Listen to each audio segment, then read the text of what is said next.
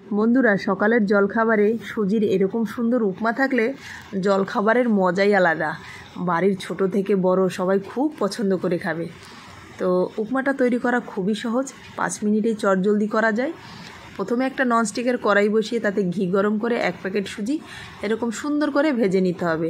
তোমাদের আজকে এই উপমা রেসিপিটা করে দেখাচ্ছে আমার ছোট ভাই। ও রান্না করতে খুবই পছন্দ করে, তার জন্য আজকে ওই রান্না করে শেয়ার করছে। সুজিটা এরকম অনবরত নাড়াচাড়া করে ভেজে নিতে হবে যাতে করে একটু লাল না হয়ে যায়। এবার নামিয়ে নিয়ে কড়াইতে আবার ঘি গরম করে কিছু চীনাবাদাম ভেজে নিতে হবে লাল লাল করে।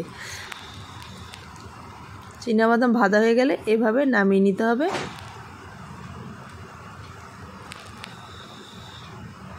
এবার আবারও কিছু কাজু আর কিশমিশ লাল লাল করে ভেজে নিতে হবে। সুজিটা ভাজার পরে দেখো আরও বেশি সুন্দর লাগছে। কাজু কিশমিশ ভাজা হয়ে গেছে, এবার নামিয়ে নিয়ে এখানে কিছু সবজি কুচিয়ে নেওয়া হয়েছে।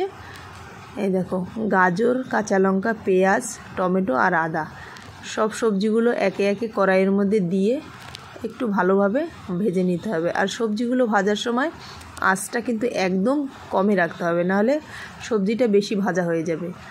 নাড়াচাড়া করে দিয়ে দিতে হবে 4-5টা কারি পাতা, এতে করে উপমার সেন্টটা আরও বেশি হবে।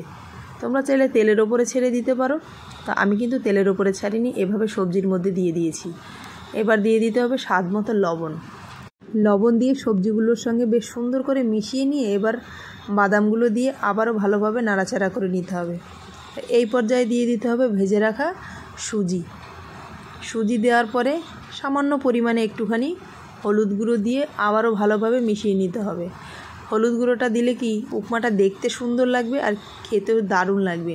আর যে কোনো খাবার দেখতে যতটা সুন্দর হয় খেতেও কিন্তু দারুণ মজা হয়। তোমরা চাইলে হলুদ গুঁড়োটা নাও দিতে পারো, তাতেও স্বাদের কোনো হেরফের হবে না।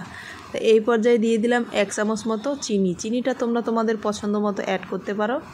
1/2 কাপ জল দিয়ে আবারও ভালোভাবে মিশিয়ে রেডি হয়ে গেল খুব সুন্দর মজার জলখাবার সুজির উপমা। রেসিপিটা কেমন লাগলো অবশ্যই কমেন্ট করে জানিও। ভালো লাগলে লাইক কমেন্ট করো, আর অবশ্যই আমার চ্যানেলটিতে সাবস্ক্রাইব করো প্লিজ বন্ধুরা। বেশি বেশি করে শেয়ার করো সবাইকে দেওয়ার জন্য। তো আজকের এই পর্যন্তই, আবার দেখা হচ্ছে নেক্সট ভিডিওতে সুন্দর সুন্দর রেসিপি নিয়ে। সবাই ভালো থেকো।